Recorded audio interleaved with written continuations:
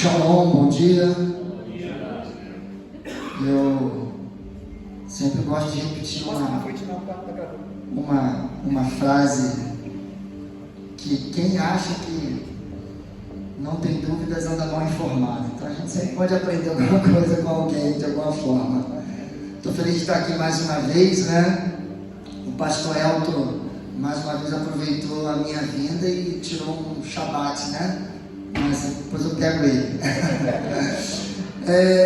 Estou aqui bem acompanhado aqui com um casal de irmãos, o Tássio e a Fernanda, o Germano foi lá para a classe. Minha esposa infelizmente não pôde vir, uma próxima oportunidade quem sabe. E nós estamos num tempo muito especial lá na casa de paternidade em Resende. Nós vamos ter agora, todas as quartas-feiras de setembro, vamos estar falando sobre restauração. Se você puder ir a uma destas quartas-feiras até lá, vá. Semana que vem nós vamos ter um amigo, o apóstolo Kadosh, que é alguém que caminha na restauração também já há muitos anos, é um brother nosso lá do Rio. E nas outras semanas vai estar eu falando, e eu dei uma ideia para o pastor Leandro, eu comecei a falar no carro e não terminei, né? Se eu não me engano, na última quarta-feira a gente vai fazer tipo um fórum, onde você vai poder perguntar, a gente vai falar sobre pontos da restauração, não só a celebração das festas, mas outras questões também históricas, como relação às denominações que até durante algum tempo foram consideradas como seitas, porque não abraçavam aqueles credos, dogmas que foram estabelecidos através dos concílios da Igreja Católica ao longo do tempo. E então, tem bastante coisa legal. Se você puder ir uma dessas quartas-feiras, fica de olho lá no Instagram da igreja, no nosso, que a gente vai estar lá. Hoje eu trouxe aqui, uma nova edição do nosso livro, Manifestando a Vida de Deus, está ali fora. Esse livro eu escrevi ele em 2017, quando a Cris estava grávida da Olivia, nossa segunda filha, e o Mal estava falando aqui a palavra de oferta, sobre Neemias, e é muito interessante essa história da restauração, de Jerusalém na volta do exílio babilônico. E na verdade o que Neemias vive é a tipologia daquilo que o Messias vai nos ensinar na lei do discipulado. Tem um capítulo aqui que eu falo sobre isso, falo sobre o preço do discipulado. E no meio do preço do discipulado, o Messias ele conta uma parábola chamada Parábola da Providência. Qual é o nome da parábola? Providência. Ou seja, providências que você precisa tomar para ser um discípulo. Se você não tomar essas providências, você não tem como pagar o preço desse discipulado. Ou seja, você não consegue cumprir o chamado ao qual Deus te propõe. E ali, o Messias ensina duas lições que Neemias viveu há tempos atrás. Porque o Messias fala que alguém que vai construir uma grande torre precisa se assentar e calcular se vai ter como terminar a obra. Porque se lançar os alicerces e não tiver como concluir, chamarão ele de louco. E também fala que aquele que vai sair para guerrear contra alguém precisa tomar conselhos para saber se vai conseguir vencer aquela batalha. Ou seja, o Messias fala que a providência para ter como pagar o preço do discipulado é saber como construir e como guerrear. Os homens de Neemias, na reconstrução dos muros, tinham ferramentas e armas. Se você parar para pensar bem, nossa vida diante daquilo que Deus nos chamou para fazer serão dias de construir e guerrear. Guerrear e construir. Se você não está lutando, é que você está construindo. Se você não está construindo, é que você está lutando. Ou hora ou outra terá que fazer as duas coisas simultaneamente. Para isso conseguir pagar o preço do discipulado. Então tem um capítulo aqui que a gente fala sobre isso. E a gente fala sobre muitas coisas mais. Se eu fosse você, não perdia a oportunidade. O pastor Leandro escreveu aqui um pequeno prefácio e está muito legal. Creio que você não vai se arrepender de adquirir. Ele é mais barato do que o lanche do McDonald's e dura mais na sua vida. Do Burger King também. Essa aqui é a minha água.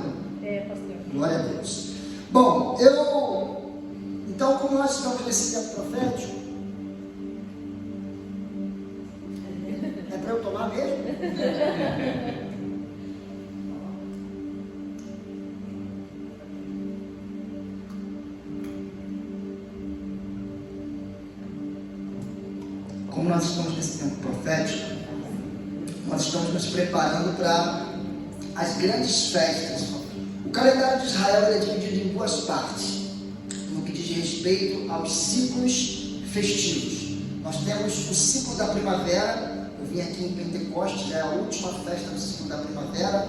Deus fala a Moisés no Monte Sinai sobre 7 festas, né? Ele fala sobre Páscoa, os pães asmos, as primícias, o Pentecostes, as trombetas, a expiação e tabernáculos. Então são 4 festas no ciclo da primavera, segundo a estação em Israel, e 3 festas em outono. Nós estamos agora na primavera, aqui no Brasil, mas em Israel é outono. E essas festas de outono, esse ciclo, pode colocar para mim, esse ciclo de outono, eles são 3 grandes encontros que Deus marcou com o seu povo: as trombetas, a expiação e a festa das cabanas, conhecida como festa dos tabernáculos. O dia da trombeta, ele é o anúncio do momento em que Deus iria expiar não o pecado do povo, mas sim os pecados que o santuário recebia. Eu vou te explicar já. E depois desse dia da expiação, conhecido como dia do Yom Kippur, dia do perdão, 5 dias depois começava a festa das cabanas, dos tabernáculos. A festa dos tabernáculos aponta para o reino do Messias, o mundo vindouro. Se nós pensarmos que Yeshua, o Messias, quando veio ao mundo para cumprir o chamado do Pai, ele morre na Páscoa, é sepultado durante os pães asmos, ressuscita no dia das primícias e sobe aos céus 10 dias antes de Pentecostes, podemos pensar, o que eu falei? Podemos pensar que talvez a sua segunda vinda esteja relacionada com estas festas, as de outono, já que na primeira vinda ele cumpriu as da primavera. Por quê? Porque o dia da trombeta aponta para o arrebatamento. O Apocalipse fala das 7 trombetas, sim ou não? Sim. O Yom Kippur, o dia da expiação, o dia do perdão, aponta para a remissão da terra. A terra foi ferida com o pecado, sim ou não? Sim. E posterior a isso, o império das trevas passou a dominar sobre aquilo que era uma expansão do reino de Deus. Reino significa herança, hereditariedade, quando que o império é imposição da tirania na força. O império das trevas passou a dominar sobre esse plano físico. Por isso que o Messias, quando está orando com os seus discípulos, ele fala: vamos partir daqui, né? Uma versão carioca, vamos meter o pé, né? Porque o príncipe deste mundo se aproxima. Ele estava falando de Rassatã, Satanás. Porque é o império que passou a dominar. Quantos estão entendendo? Diga amém. Amém. Então essa terra, ela está contaminada. O tabernáculo, ele era a representação da terra, do mundo físico. Tabernáculo de Moisés. Uma vez ao ano, o dia do Yom Kippur, dia da expiação, era para expiar o pecado daquele lugar. Quantos aqui são inscritos no meu canal? Amém. E tem pouca gente, todo mundo em pecado, hein? Você vai lá no YouTube, vai lá, Alexandre Caman. O que você não conseguir entender aqui, você vai lá no canal, que eu creio que você vai conseguir entender bastante coisa. Lá tem um vídeo específico sobre o dia das trombetas, tem um vídeo específico sobre o dia do perdão, o Yom Kippur, tem um vídeo específico sobre o mês de Elul, que é o mês que a gente está, tem um vídeo específico sobre o tabernáculo. Aí, se você não entender, você vai lá e fala: pastor, não entendi. Aí vai lá no Instagram, você vai conseguir pegar. É claro que algumas coisas para a gente é complicado, porque fomos criados em uma outra cultura. recebemos um outro tipo de informação. Se ficar melhor assim para o pessoal acompanhar, não tem problema, não, pode deixar. Só não dorme, senão vou tacar um negócio aqui, ó. Então, de fato, é complicado, porque nós estamos em uma nova consciência, como uma alfabetização de uma nova mentalidade. Nós precisamos transicionar a nossa mente de um pensamento filosófico grego, romanizado, para Sião, para Jerusalém, para Jerusalém. A nossa pátria celestial não é Jerusalém? Amém. Eu acho muito engraçado porque quando a gente fala de festa bíblica, as pessoas vêm e falam assim, eu lembro que a gente comprou no último Rosh Hashanah, no Ano Novo Judaico, a gente comprou um kit de mesa posta, né, com a minha tia, ela faz uns muito bonitos lá no Rio. Aí compramos um, aí ela, quando você quiser, me manda as fotos. Aí a gente estreou no Rosh Hashanah, no jantar do Ano Novo Judaico, eu mandei para ela. Aí ela virou para mim e falou assim, por que você celebra o Ano Novo Judaico? Você é judeu? Eu falei, só se a senhora me respondeu por que a senhora celebra todas as datas do calendário romano. A senhora é romana?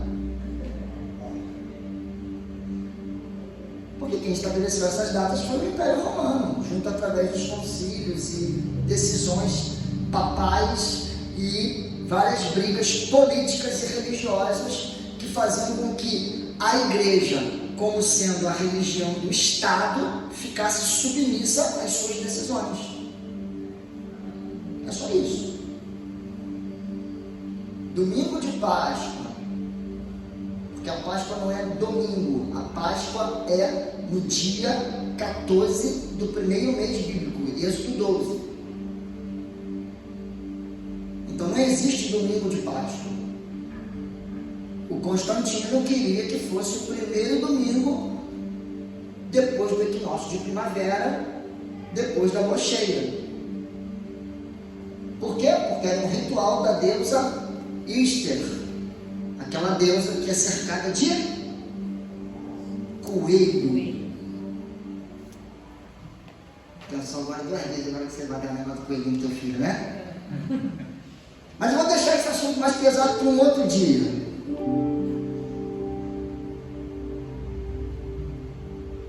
O Yom Kippur aponta para essa remissão da terra, desse mundo físico. Você vai entender já já.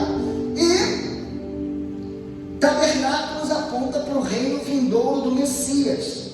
Apocalipse, na visão de João, ele fala, eis aqui o tabernáculo de Deus entre nós. Ele será o nosso Deus e nós seremos seu povo. Quando o Messias nasce, quando o evangelista João escreve, ele fala assim, ele habitou, algumas versões vem escrito, tabernaculou, porque no original ali a palavra do grego é skeno, que significa tabernacular, ou seja, o Messias encontra um receptáculo, encontra um corpo físico para ele poder habitar entre nós, porque tabernáculo é uma habitação temporária, e o Messias estava aqui temporariamente. Paulo fala que ele ressuscitou, está assentado à destra do Pai, amém? Amém. Então, este ciclo de outono, ele tem várias conexões que a gente pode pensar numa segunda volta do Messias, para buscar a sua amada igreja. Amém.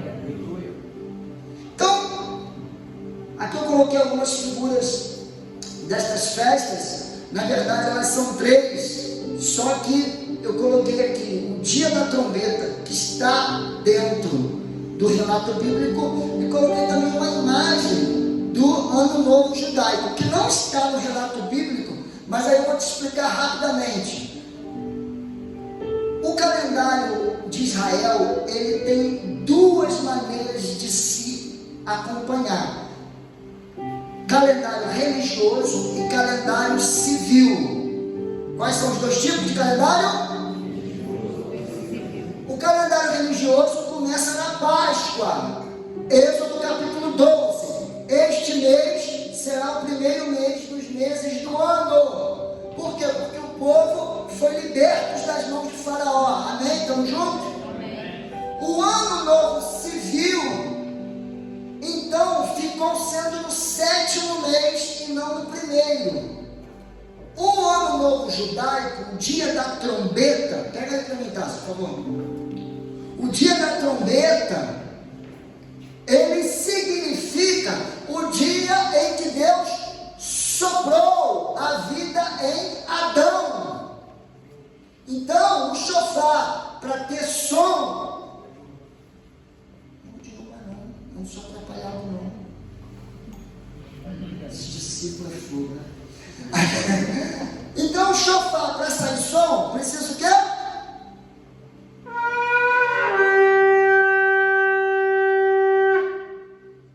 Certo? Para Adão ter vida, o que Deus fez?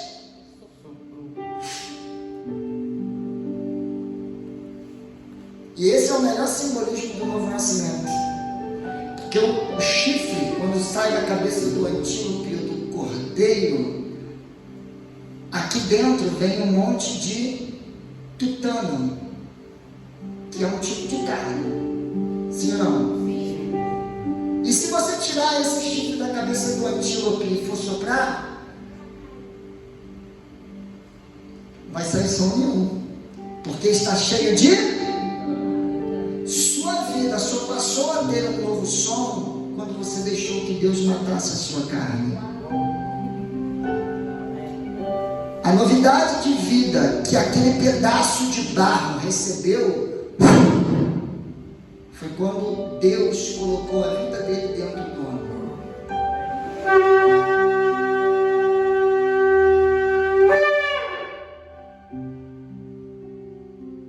Por isso, o dia da trombeta, o Yom Teruah, esse dia celebra-se o dia que Deus soprou a vida dele para morar dentro do homem. Então, o que é o Ano Novo Judaico? Ele celebra o dia do nascimento da vida. E o que é a Páscoa? O dia que a gente renasce da escravidão para a liberdade. É como se fosse o dia que você nasceu biologicamente e o dia que você entregou a sua vida para Yeshua. Você nasceu de novo. Ou seja, o Ano Novo civil, o Rosh Hashanah, cabeça do ano, que significa, ele é o dia que Deus colocou a vida dele dentro do homem, o nascimento do primeiro homem, Adão. E a Páscoa, o dia que Deus fez com que Israel renascesse, porque livrou eles da mão de Faraó. Quantos se entenderam, diga amém. Amém. Então, o Ano Novo civil, que vai acontecer agora dia 25 de setembro, ele é que se celebra a vida. E a Páscoa, o dia que se celebra o renascimento da vida. Estamos juntos, sim ou não? Por isso que eu coloquei as duas figuras ali. Então, ali a expiação e aqui as cabanas. Passa para mim, por favor. Aqui nós temos um calendário. Já mostrei da outra vez, eu vou mostrar de novo, porque isso a gente precisa sempre estar lembrando. Esse calendário ele tem os meses bíblicos. Então, você vai ver aqui, ó. Passa para mim, perto para mim.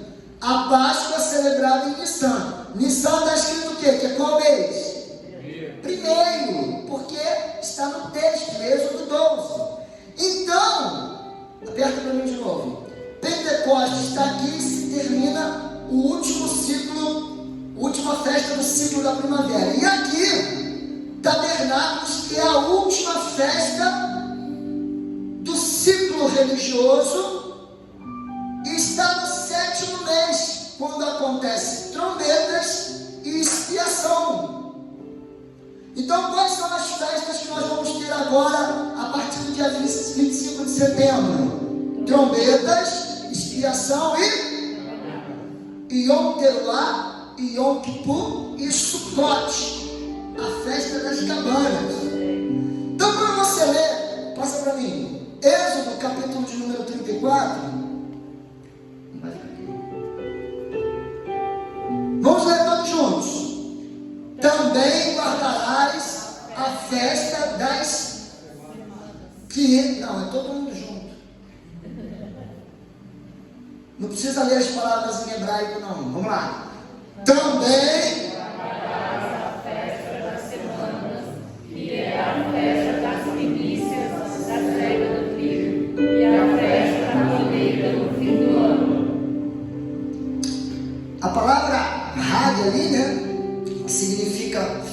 ou tem a ver também com o ciclo, perto para mim. É justamente para você lembrar essa ideia que nós vimos ali, o calendário, essa ideia de tempo linear é uma coisa do Ocidente. A gente sempre tem que pensar de uma maneira cíclica.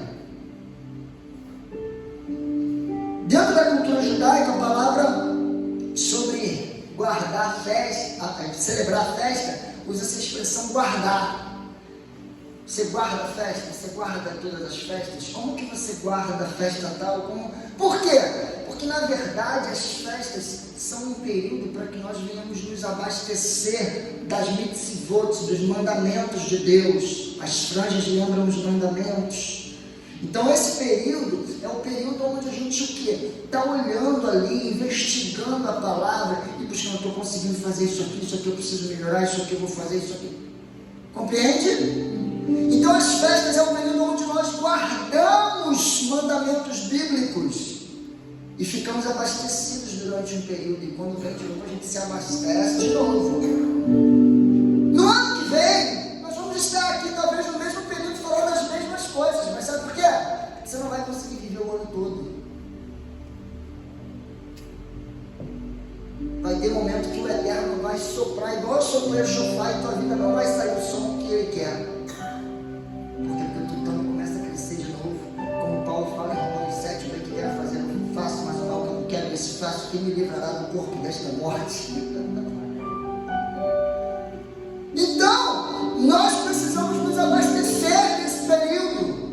Amém? Amém. Quando nós pensamos nesse texto, a gente consegue ver, olha, também guardarás a festa das semanas, que é a festa das primícias, da cega do trigo,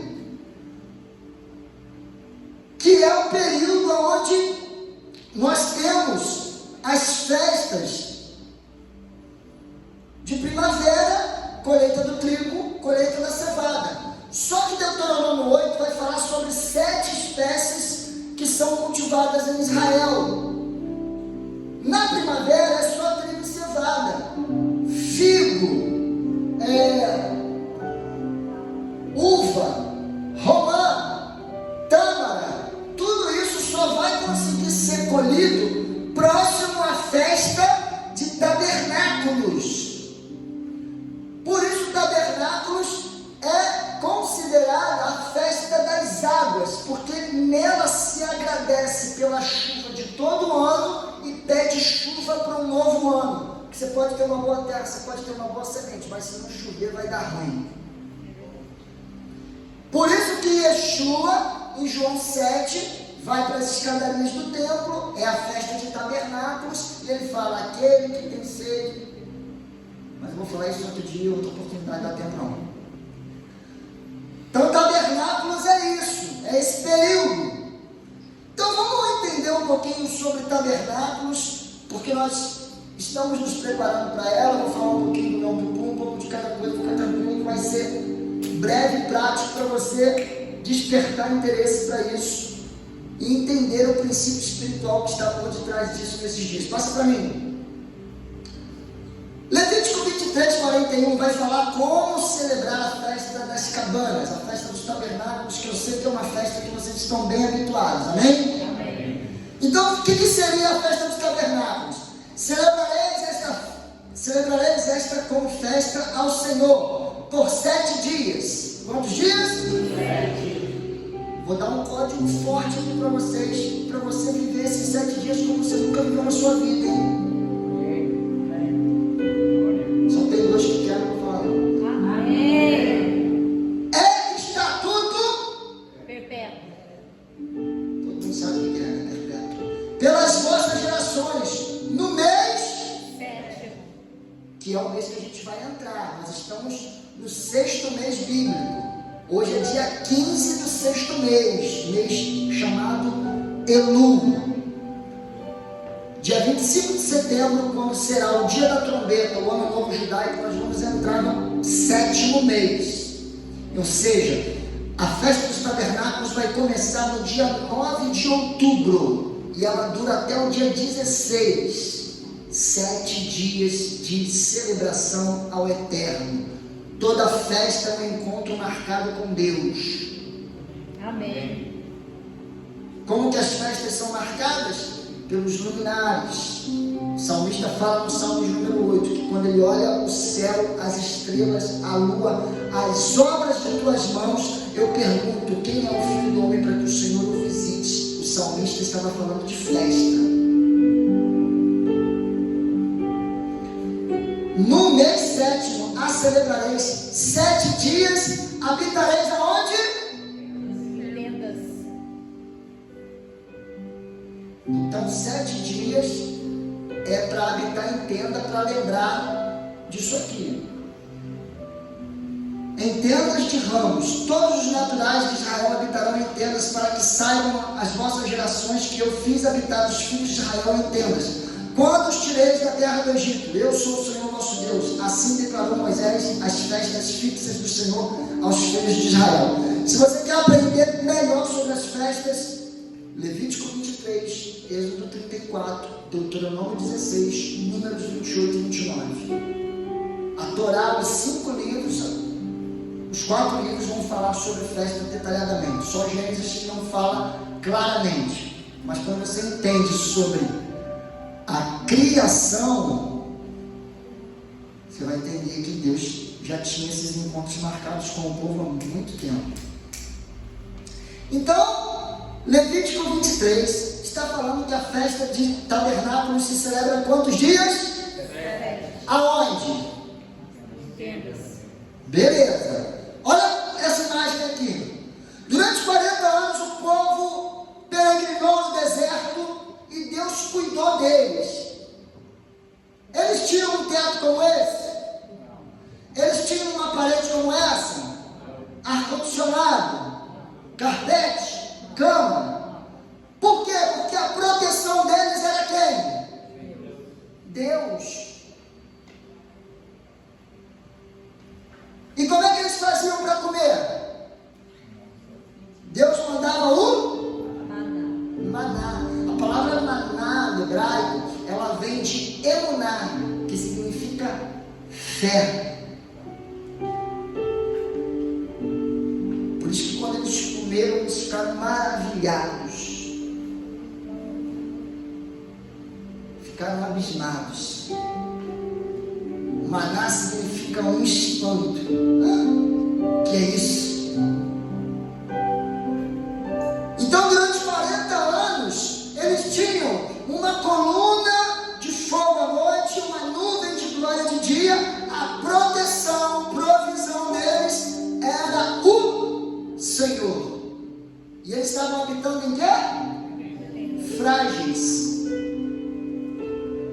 Simples.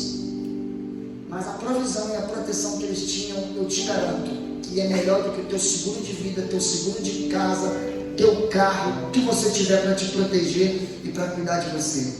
Porque a provisão e proteção deles, o cuidado era espiritual, era do próprio Deus.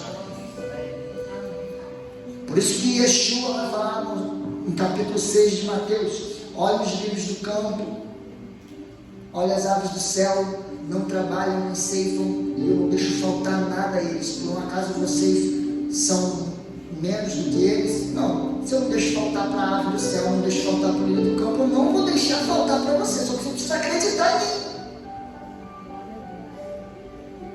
O que são as tendas no período de Sukkot, tabernáculos?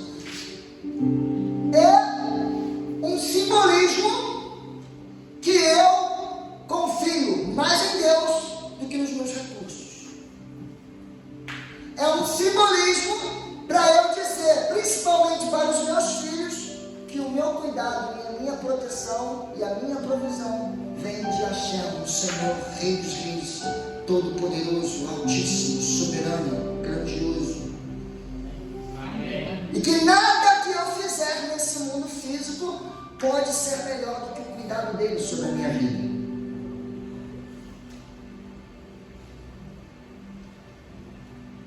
Talvez hoje algumas pessoas consigam compreender um pouco melhor isso depois da pandemia, né?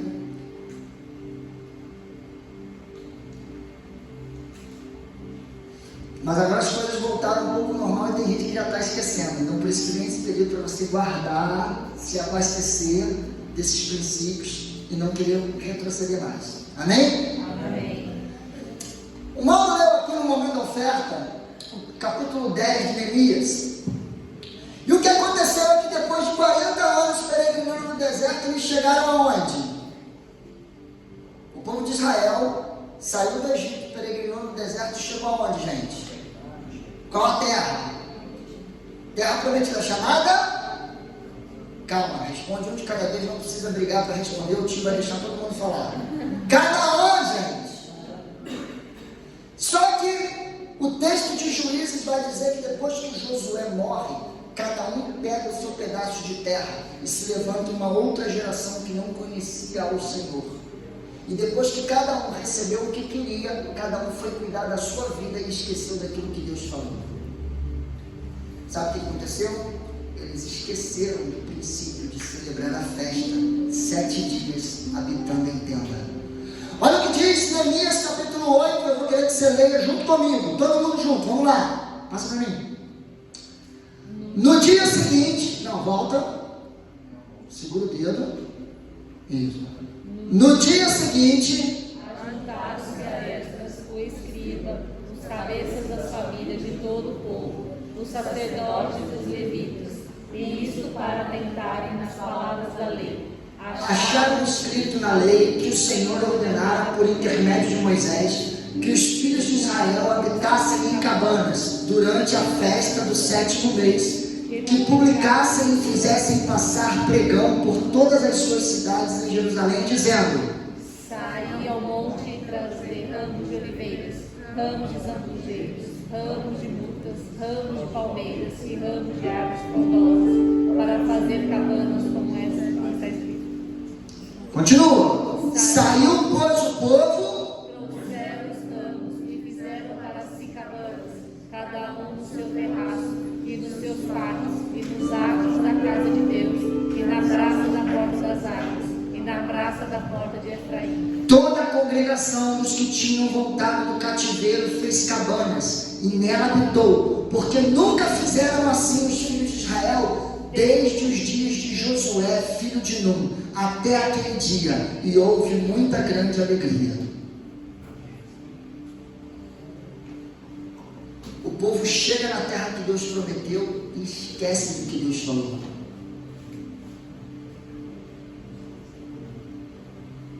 O reino de Israel se divide. O reino do norte é cativo pelo reino assírio. O reino do sul é cativo pela Babilônia e fica 70 anos lá. E só quando volta é que acham o livro da lei e Deus fala com eles. Vocês esqueceram um negócio aí. E é a partir daí que eles vão retomar o princípio de montar as cabanas e celebrar o Senhor durante a festa dos tabernáculos. Pastor, mas por que isso? Simples. O homem é cheio de autossuficiência e acha que por seu mérito e seu esforço está cuidando de si e da sua casa. Não! Tudo quem dá é o Senhor. Amém. Por isso que as comunidades judaicas têm costume de fazer isso aqui, nesse período. Monta uma cabaninha e pelo menos uma refeição da família no dia faz embaixo da tenda.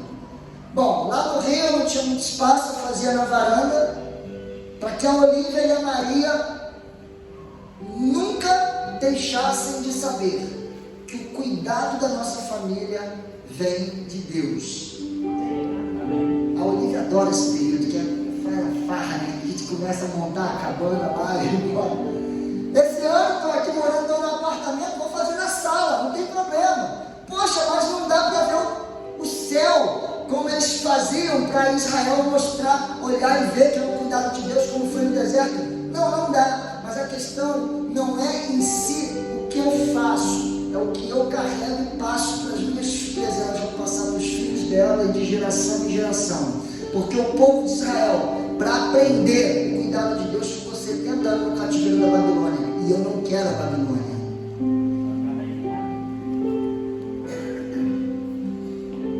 Pastor, mas você não acha que é muito estranho? Não, não é não. Você faz negócio de coelho da Páscoa, uns fazem negócio de árvore de Natal, faz um monte de negócio que Roma ensinou. E que não tem nada a ver com a Bíblia. Então, pelo menos é melhor fazer o que está na Bíblia. Foi mal.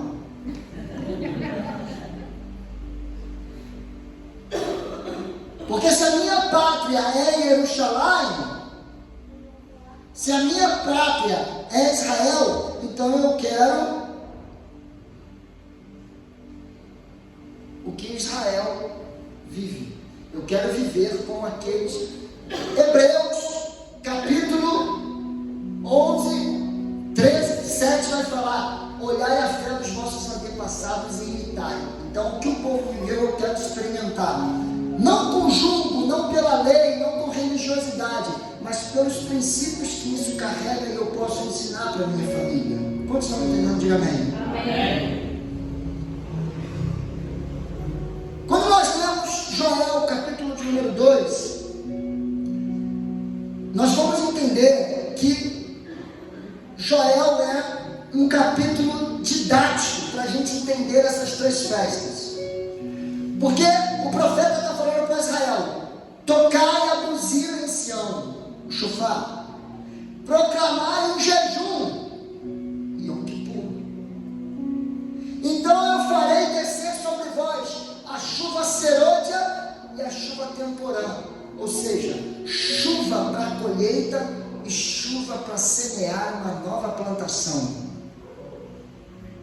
Esse período que nós estamos entrando, um período profético, porque nós precisamos transicionar a nossa mente daquilo que Roma ensinou para uma chave espiritual.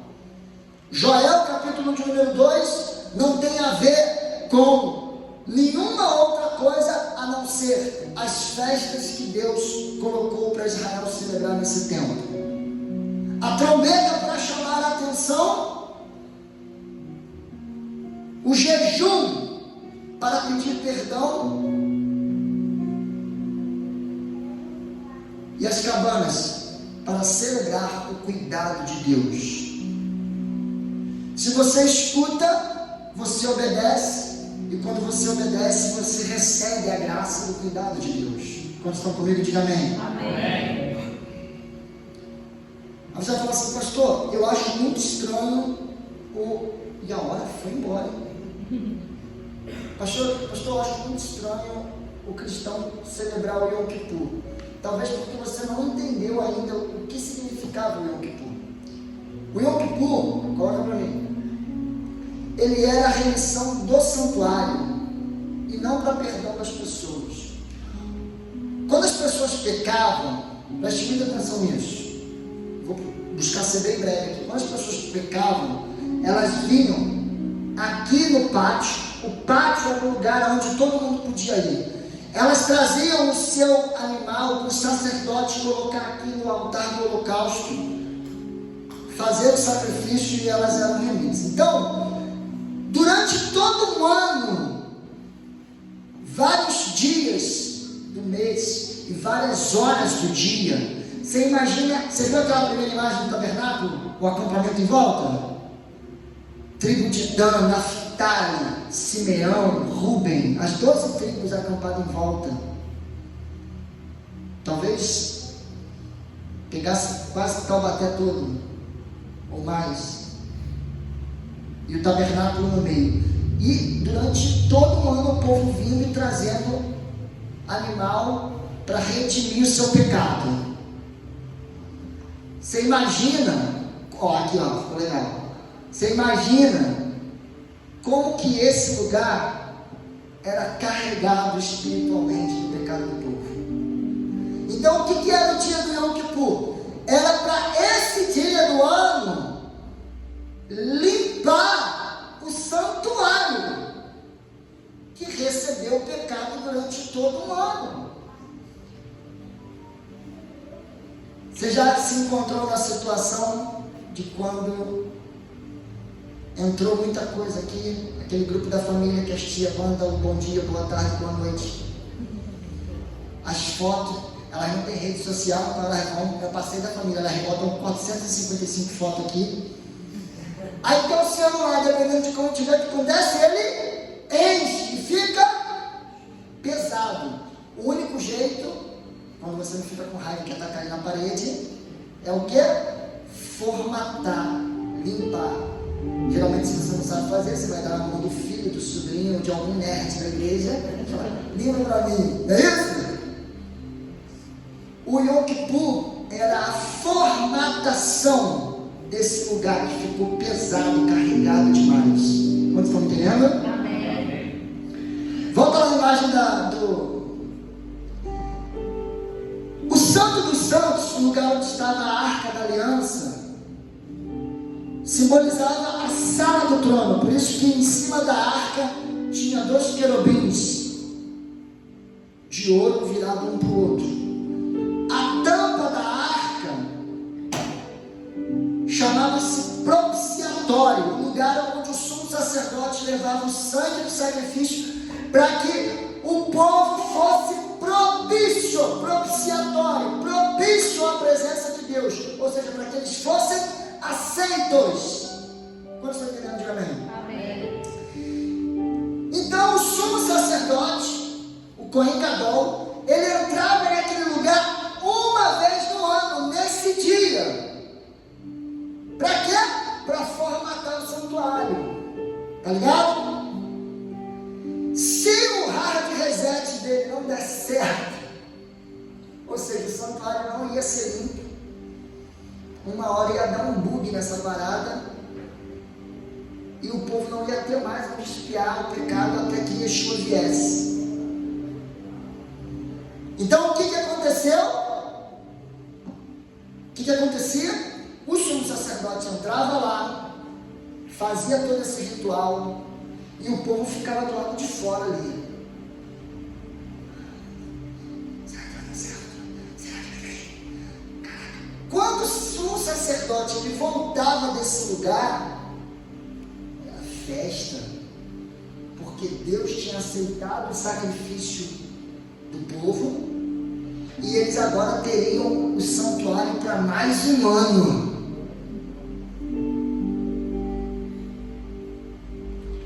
E Yeshua é o sumo sacerdote da nova aliança.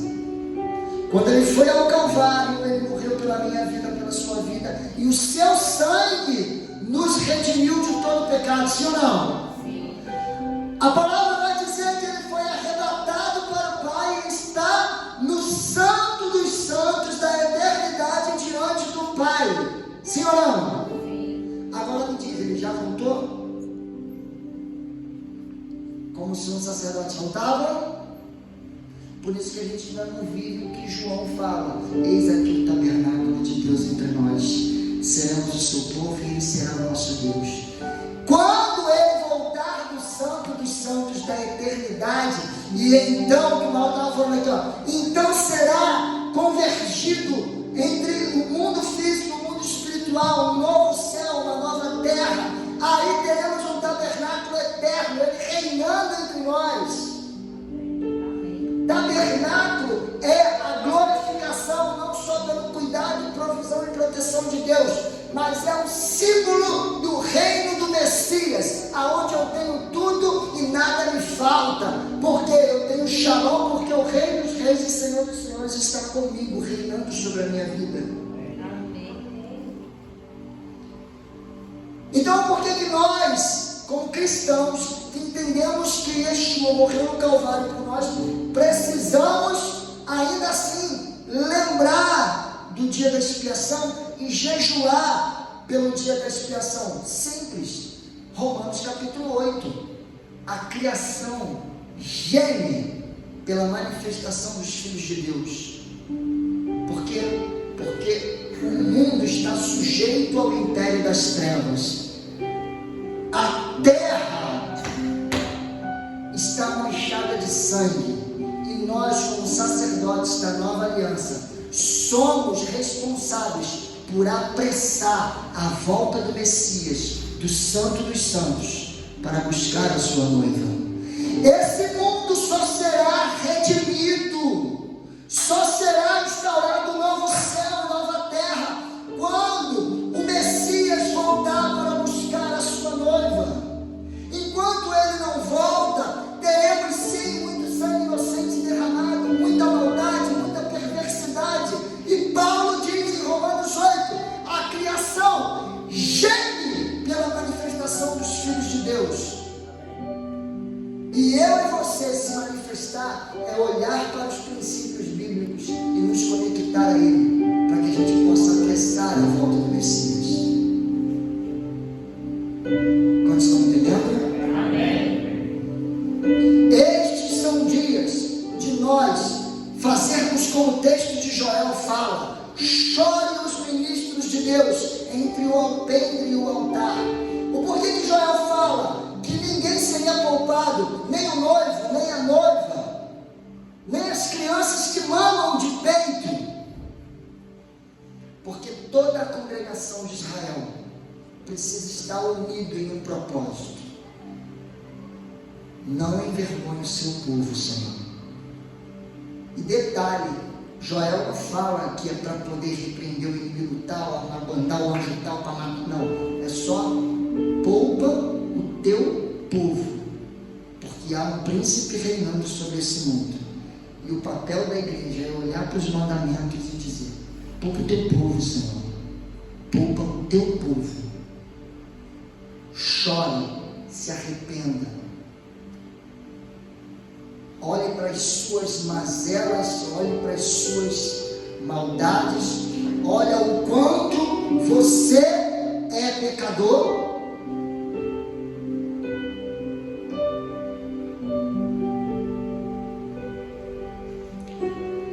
Coloca para mim o... Passa aí, vai passando.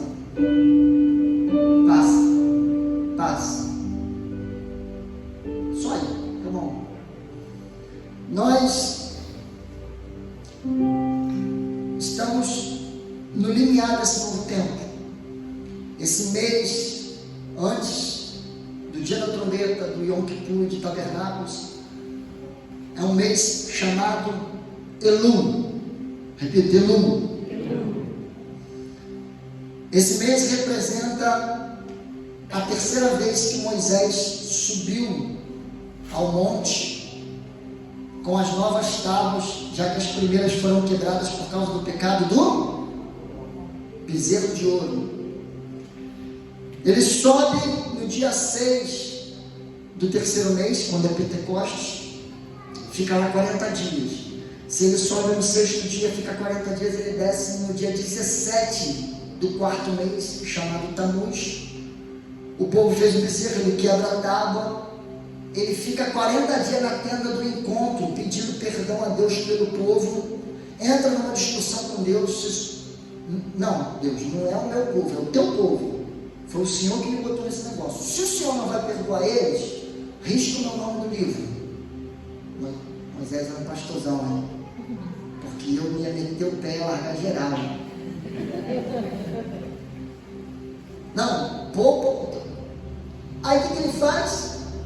Ele vai na tenda do encontro, briga com Deus, e Deus fala para ele: tá bom, Moisés, então faz o seguinte, agora você lavra 2 tábuas e sobe que eu vou falar contigo novamente para você escrever. As primeiras tábuas, presta atenção nisso, as primeiras tábuas, Moisés chegou lá e Deus deu a ele, foi Deus que escreveu. Na segunda vez,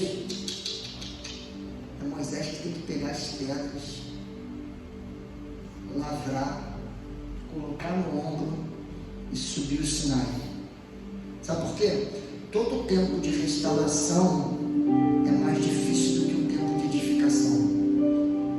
Sabe por que restauração é muito difícil? Há anos atrás, a Catedral de Notre Dame pegou fogo na França. Você escuta falar da obra?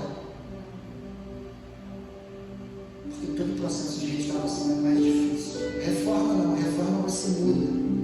Você bota outras coisas no lugar. você muda a cor da tinta, você muda o piso. E restauração não, você precisa trazer a originalidade do princípio. Você sabe por que dá muito trabalho aprender sobre isso, falar sobre isso, se doutrinar sobre isso? Porque você foi reformado. E Deus não tinha um projeto de reforma para você. Deus tinha um projeto de restauração. Amém. Vou chamar o pessoal de louvor aqui, a gente vai cantar uma canção. Mas eu queria te falar sobre o que Elul significa. A tradição judaica tem muito de pegar nomes e palavras e trazer ensinos por trás disso. Então muitos nomes e muitas palavras são como acrônimos de algo mais importante a dizer. Então, por exemplo, igual tipo EBD, significa Escola Bíblica Dominical, sim ou não? Elul, ele é o acrônimo de uma frase do livro do Cântico dos Cânticos, o Shir Hashirim.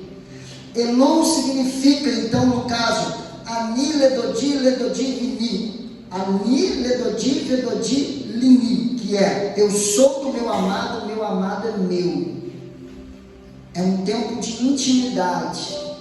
É um tempo onde você tem que vasculhar a palavra, ouvir a voz do Senhor e atentar para aquilo que Ele está chamando. Cantares, capítulo de número 5, diz que a sunamita está deitada e o noivo chega até a casa dela e bate. E ela fala, pergunta quem é, e ele fala, sou eu, você pode abrir a porta para mim? Ela fala para ele, eu já me preparei para dormir, eu já troquei de roupa, eu estou no meu conforto na minha cama. E ele falou, amada minha, abre para mim, a minha cabeça está cheia de orvalho, estava chovendo. E ela, mas eu já estou no conforto da minha cama, eu não vou abrir para você.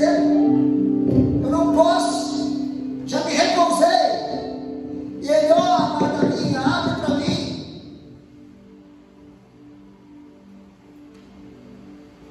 Ele coloca a mão entre a fresta da porta, tenta abrir a maçaneta, não consegue e vai embora.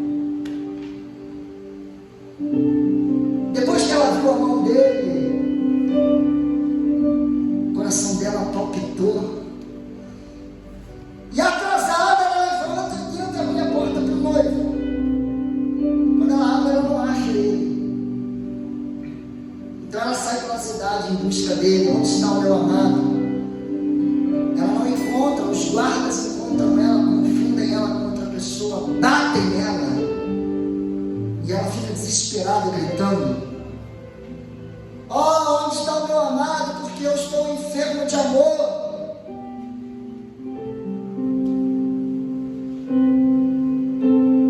Talvez hoje o retrato da igreja brasileira e do mundo seja o retrato de Cantares, capítulo de número 5.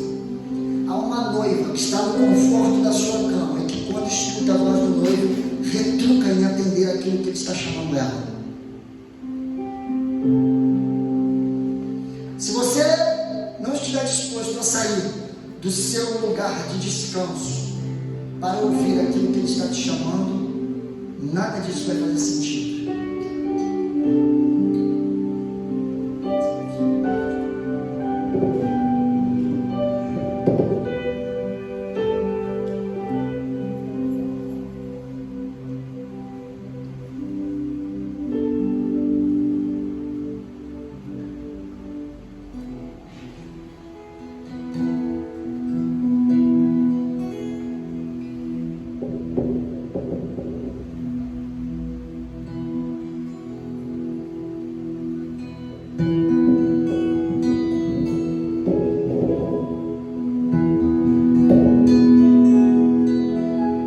Feche seus olhos.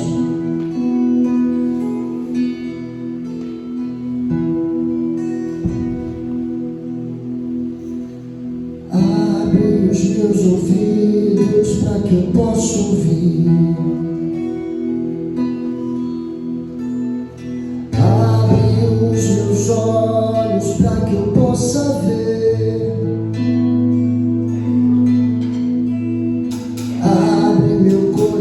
coração para que eu possa sentir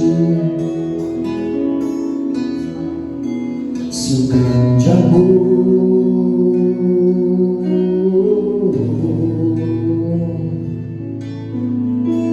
seu grande amor.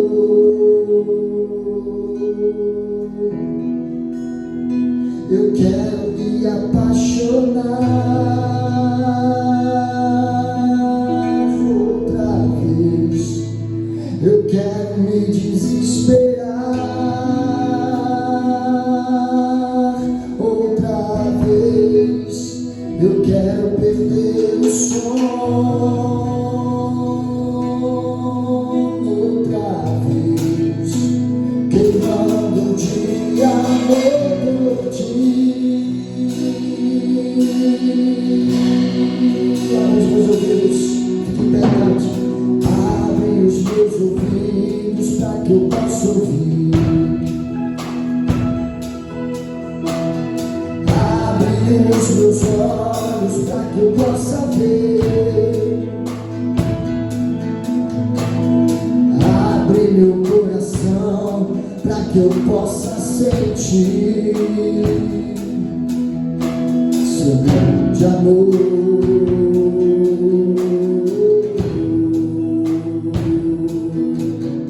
seu grande amor.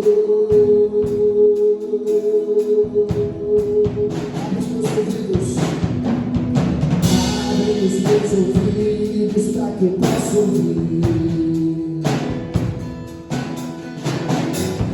Abre os meus olhos para que eu possa ver. Abre meu coração para que eu possa sentir seu grande amor,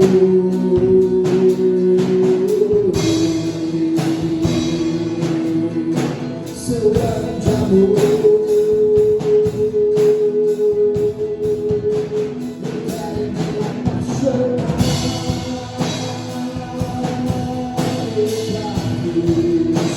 Eu quero me desesperar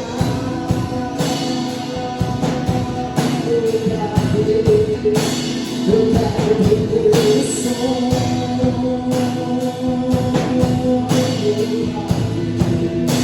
queimando de amor por ti. Eu quero me apaixonar.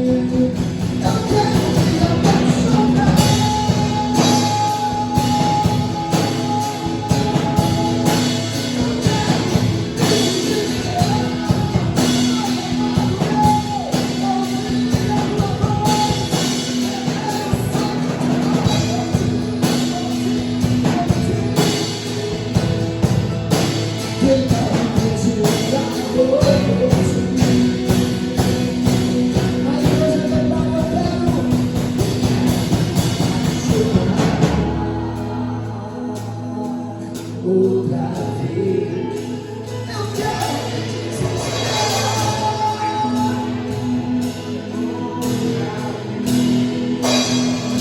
quero me queimando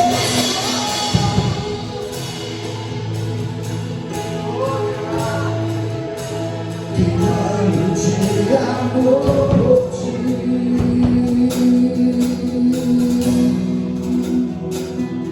Senhor, nós estamos num tempo profético,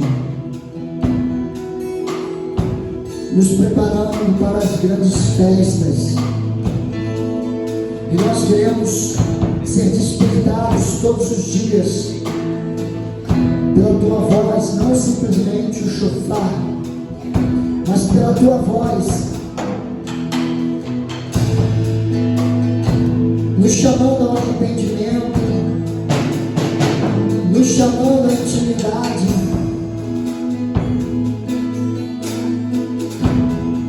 nos dando um discernimento para como nos preparar para estes dias, celebrar o teu cuidado, celebrar a tua provisão,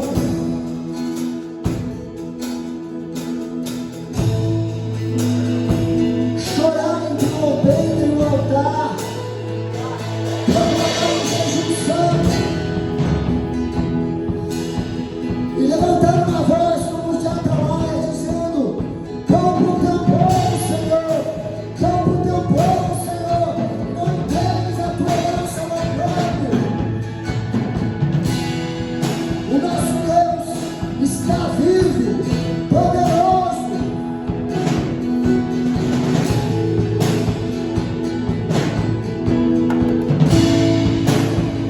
Diga mais uma vez assim: abre os meus ouvidos para que eu possa ouvir.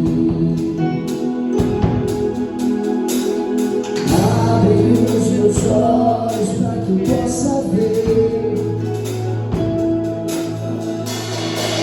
Abre meu coração para